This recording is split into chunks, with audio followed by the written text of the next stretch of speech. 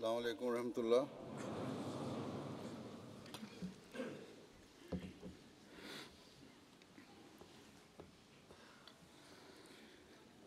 اشہد ان لا الہ الا اللہ وحدہ لا شریک لہ واشہد ان محمدا عبدہ ورسولہ اما بعد فاعوذ باللہ من الشیطان الرجیم بسم اللہ الرحمن الرحیم الحمد للہ رب العالمین الرحمن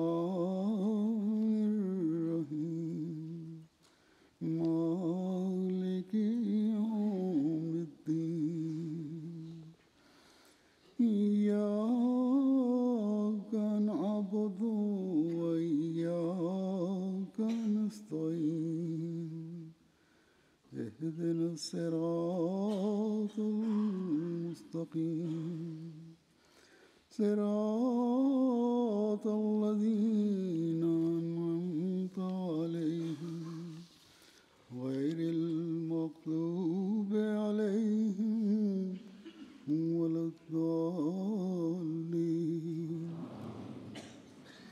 فإن مع العسر یسرا ان مع العسر یسرا۔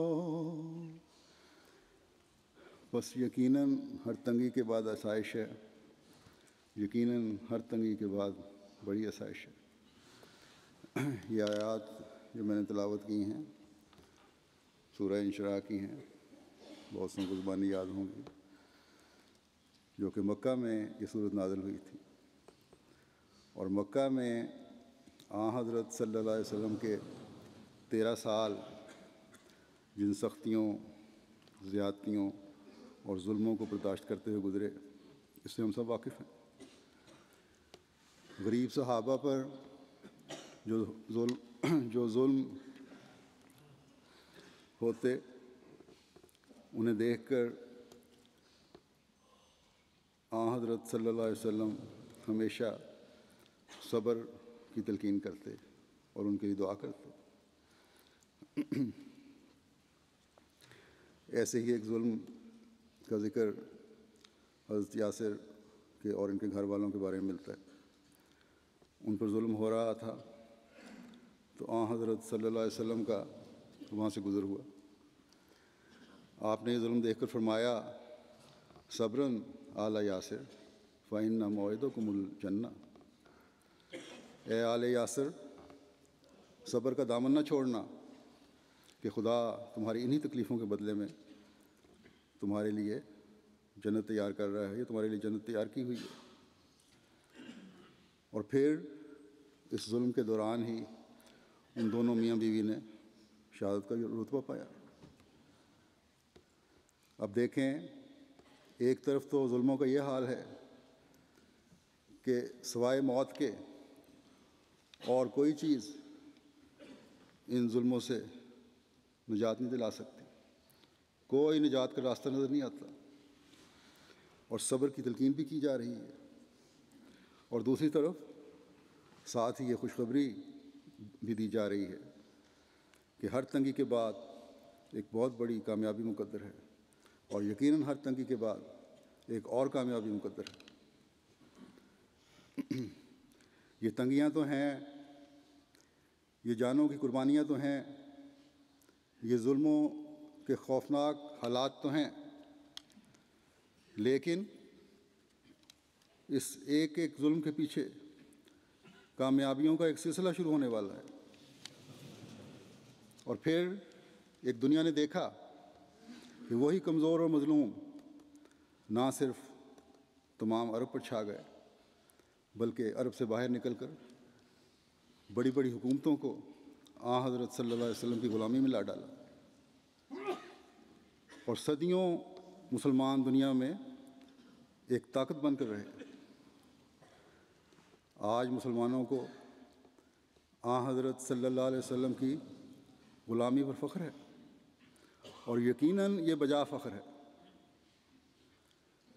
آج روئے زمین پر اس سے بڑا اعزاز کوئی نہیں کہ ہم نبی آخر الزمان اور خاتم الانبیاء حضرت محمد مصطفیٰ صلی اللہ علیہ وسلم کے غلاموں میں سے ہیں۔ لیکن جس طرح یہ قرآنی آیت بھی ظاہر کرتی ہے، پھر تنگی کا زمانہ بھی آنا ہے اور آیا، اور آن حضرت صلی اللہ علیہ وسلم نے بھی پیش گوئی فرمائی کہ میری امت پر بھی ایک اندھیرا زمانہ آئے گا جس میں وہ جاہ و حشمت اور ساکھ نہیں رہے گی جو ایک دفعہ قائم ہو چکی تھی۔ آج ہم دیکھتے ہیں کہ کس سچائی سے یہ پیش گوئی پوری ہوئی ہے۔ باوجود اس کے کہ اسلامی حکومتیں تو ہیں، لیکن اپنا امتیاز اور اپنی ساکھ گنوا بیٹھے ہیں۔ آج ہر چیز کے ہم محتاج ہیں، ہر چیز کے محتاج ہیں غیروں سے لینے کے۔ ہمارے اپنے وسائل غیروں کے تصرف میں ہیں۔ تیل نکالنا ہو یا کسی دولت سے فائدہ اٹھانا ہو، جب تک ہم غیروں کی طرف نہ دیکھیں ہم کامیاب نہیں ہو سکتے۔ یہ تو ہے دنیاوی حالت، اور دین کا کیا حال ہے؟ اس حالت کا کیا حال ہے کہ نام نہاد علماء نے دین کو بگاڑ کر اس میں بدعات پیدا کر دی ہیں۔ وہ دین آج کا اسلام وہ اسلام نہیں رہا جو آن حضرت صلی اللہ علیہ وسلم کا اسلام تھا۔ وہ اسلام جو آن حضرت صلی اللہ علیہ وسلم لے کر آئے تھے، اور وہ اسلام جو آج کل کے نام نہاد علماء پیش کر رہے ہیں، اس میں مشرکین کی دوری ہے۔ جذبہ ایمان کے اظہار بے شک کیے جاتے ہیں، لیکن عمل اس سے کوسوں دور ہیں۔ جہاد کے نام کی غلط تشریح کر کے اسلام کو بدنام کرنے کی کوشش کی جا رہی ہے، اور پھر نام نہاد جہاد کے ہتھیاروں کے لیے پھر مسلمان غیر مسلموں کے محتاج ہیں۔ حضرت مسیح موعود علیہ الصلوۃ والسلام نے اس بات کو بیان کرتے ہوئے فرمایا ایک جگہ کہ اگر خدا تعالیٰ نے اس زمانے میں ہتھیاروں کے جہاد یا جنگوں کی اجازت دی ہوتی تو مسلمانوں کو ہتھیاروں کے معاملے میں غیروں کو محتاج نہ کرتا۔ بس دین کے لیے اگر کوئی اب ہتھیار اٹھائے گا، کیونکہ آج کل کی جنگیں دین کے نام پر عموماً غیر مسلم بھی نہیں کرتے، اس لیے دین کے نام پر ہتھیار اگر اٹھاؤ گے تو ہزیمت اٹھاؤ گے۔ اور پھر یہی نہیں بلکہ جہاد کے نام اور اسلام کے نام پر جہاد کا اس قدر غلط استعمال کیا جا رہا ہے جس سے ظلم و بربریت کی داستانیں رقم ہو رہی ہیں۔ اسلام وہ خوبصورت مذہب ہے جس کو دفاعی جنگ کی اجازت بھی اس لیے ملی تھی کہ اگر اب کفار کے ہاتھ کو نہ روکا تو نہ کوئی گرجا سلامت رہے گا، نہ یہودیوں کی عبادت گاہیں سلامت رہیں گی، نہ کوئی اور معبد سلامت رہے گا، نہ مساجد سلامت رہیں گی۔ لیکن یہ جہادی ایسے جہادی ہیں جو خدا کے نام پر خدا کے گھروں میں ظلم و بربریت کی داستانیں رقم کر رہے ہیں۔ کلمہ گوؤں کو بلا امتیاز قتل کرتے چلے جا رہے ہیں۔ آن حضرت صلی اللہ علیہ وسلم نے تو فرمایا تھا کہ باقاعدہ جنگ کی صورت میں بھی کسی بوڑھے کو قتل نہیں کرنا، کسی عورت کو قتل نہیں کرنا، کسی بچے کو قتل نہیں کرنا۔ پادریوں، راہبوں کو جو اپنی عبادت گاہوں میں مصروف ہیں اور اس کی تلقین کرتے ہیں، انہیں کچھ نہیں کہنا۔ قومی دولت، درختوں وغیرہ کو برباد نہیں کرنا۔ لیکن آج کے جہادی تو اپنے ہم قوموں اور کلمہ پڑھنے والوں کے ساتھ وہ بہیمانہ اور ظالمانہ سلوک کرتے ہیں کہ جس کو دیکھ کر بھی رونگٹے اور سن کر بھی رونگٹے کھڑے ہو جاتے ہیں، اور پھر خدا اور رسول صلی اللہ علیہ وسلم کے نام پر یقیناً اس بات پر اللہ اور اس کے رسول کی ناراضگی مول لے کر اس کی پکڑ میں آئیں گے اور آ رہے ہیں۔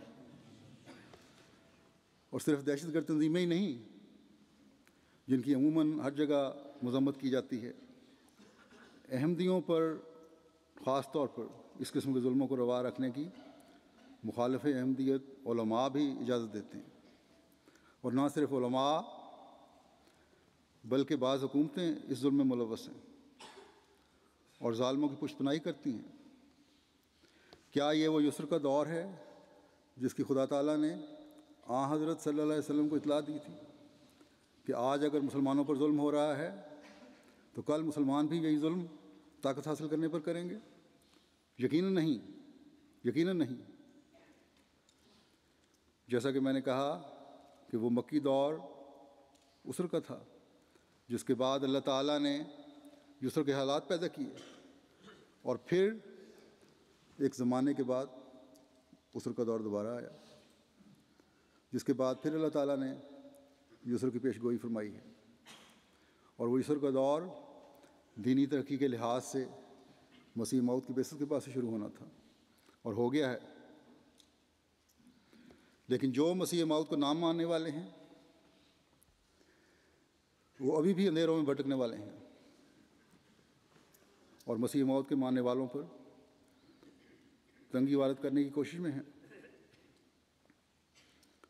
اسی کوشش میں دن رات مصروف ہیں کہ کس طرح اور کس طریقے سے ان پر تنگیاں وارد کی جائیں۔